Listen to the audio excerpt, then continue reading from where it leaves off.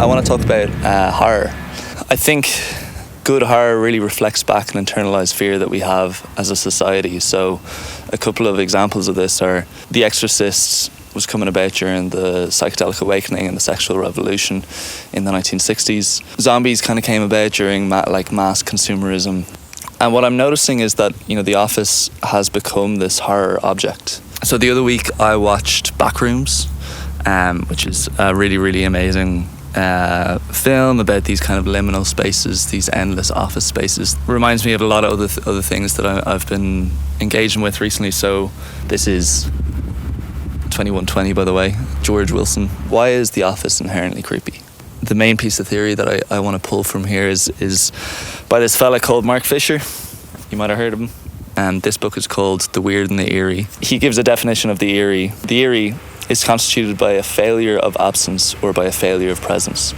The sensation of the eerie occurs either when there is something present where there should be nothing, or there is nothing present when there should be something.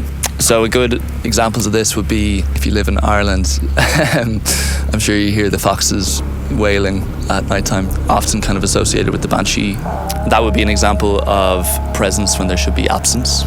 An example of absence where there should be presence would be something like a school bus full of children disappearing.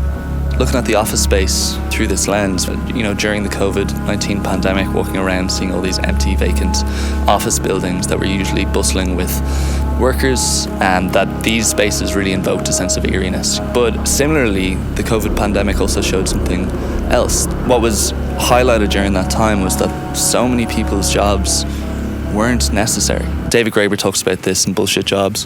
His definition is a form of employment that is so completely pointless or unnecessary that even the employee feels obligated to pretend it has purpose, despite knowing it would make no difference to society if the job disappeared. Literally the circumstances of the COVID-19 pandemic. The office space invoked a sense of eeriness during the pandemic because these spaces were vacant, they had an absence of presence, but then post-pandemic, and we returned to these office spaces, we understood that we didn't have to be there. This really has a bigger political implication. The economist John Maynard Keynes predicted that by 2030, the work week would have reduced to 15 hours a week. Having more time to live your life and spend time with your family, be out in nature, is something that we would all want. Our presence in these spaces is inherently eerie. It's inherently unsettling. They're not places that we feel comfortable or proud or fulfilled or human.